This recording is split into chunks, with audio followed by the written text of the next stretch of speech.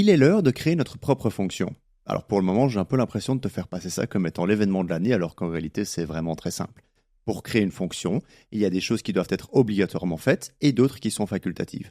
Commençons par ce qui est obligatoire, le facultatif viendra après.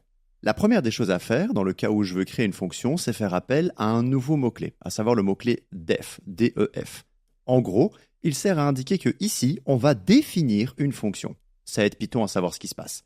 Ensuite, après avoir indiqué le mot def, je dois simplement donner un nom à ma fonction. Note que ce nom est soumis aux mêmes règles que les noms de variables. On ne les passera pas une nouvelle fois en revue. Si tu as oublié, tu peux te rediriger vers la vidéo intitulée Chapitre 1, 6, Règles nom de variables. Derrière le nom, c'est important de placer des parenthèses ouvrantes et fermantes.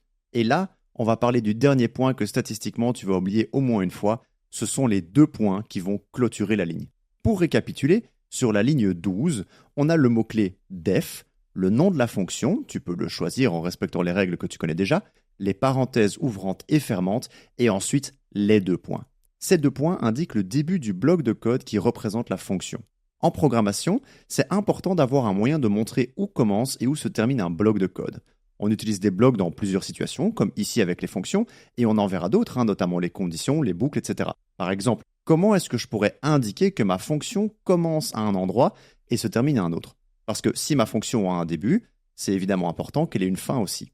Dans certains langages, on utilise des accolades. Tout ce qui est écrit entre les accolades fait partie du bloc concerné, dans notre cas la fonction.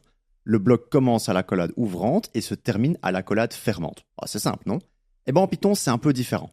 On utilise ce qu'on appelle une indentation, c'est-à-dire un décalage d'espace. Pour marquer le début d'un bloc de code, on termine la ligne de définition par 2 points, c'est ce qu'on a fait à la ligne 12, regarde. Ensuite, toutes les lignes qui font partie de ce bloc sont indentées, c'est-à-dire qu'elles sont décalées de quelques espaces vers la droite. Et bonne nouvelle, la plupart des éditeurs de code, comme VS Code, gèrent cette indentation pour toi. Regarde un peu l'exemple.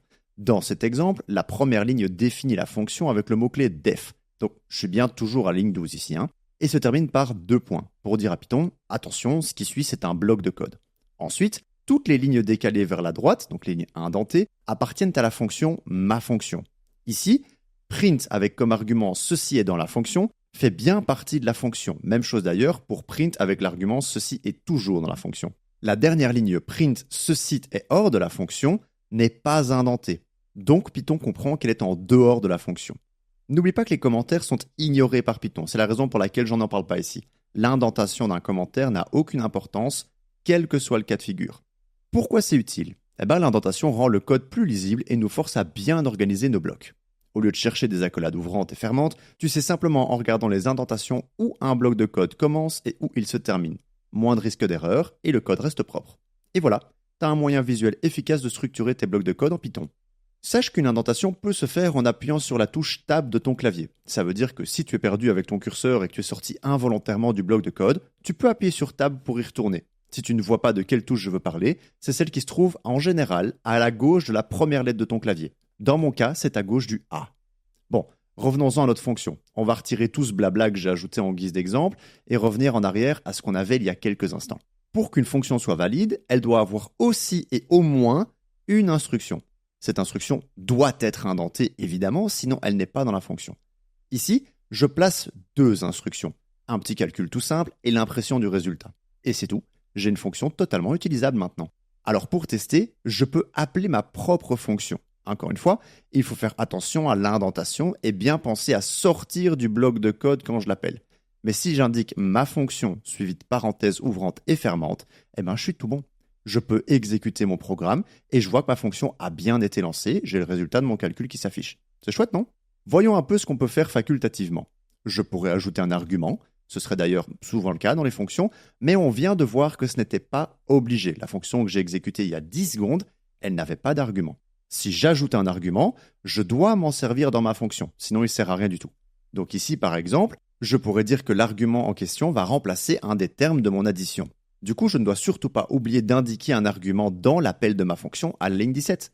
Ici, je garde la valeur de 2, mais si je ne place pas cet argument entre parenthèses, mon code plante. Simplement parce que maintenant, ma fonction attend un argument. Et si je ne la lui donne pas, elle ne peut pas fonctionner. Et comme elle ne peut pas fonctionner, Python va râler. Et voilà, De cette façon, la valeur de 2 que j'indique entre parenthèses à la ligne 17 sera la valeur que prendra l'argument 1 à la ligne 13. Donc, quand je fais mon calcul de maths à la ligne 14, a égale argument 1 plus 2, ça revient à dire a égale 2 plus 2, vu que argument 1 vaut justement 2. Par principe, et comme d'habitude en fait, je devrais tester mon code pour m'assurer que le résultat qui s'affiche dans la console est bien le bon. Donc, comme d'hab, j'exécute mon programme et dans la console, je vois bien que c'est la bonne valeur qui s'affiche. Donc on est tout bon. Ensuite, je pourrais finir ma fonction par le mot-clé return et derrière le résultat renvoyé. La première chose à savoir, c'est que return doit être la dernière ligne de ma fonction. Même si elle n'est pas obligatoire, si elle apparaît, ça doit être la dernière ligne.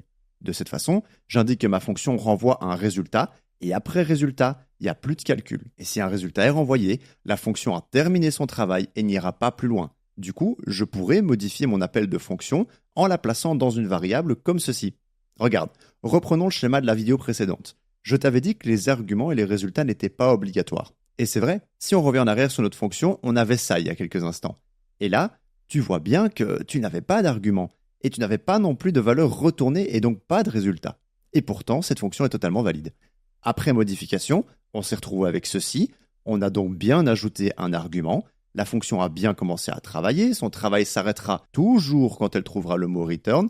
Et c'est ce mot-clé qui permet d'avoir un résultat et donc de pouvoir placer le résultat dans une variable. La preuve, c'est que si j'imprime mon résultat et que j'exécute mon code, je retrouve bien la valeur voulue, à savoir 4. Bon, c'était un gros bout, hein. J'espère que tout est bien clair pour toi. Essaye de jouer de ton côté avec toutes ces nouvelles notions parce qu'elles sont toutes capitales. Allez, je te retrouve pour la suite. On n'a pas encore terminé avec ça, il y a encore plein de choses à voir. Du coup, bisous, à plus.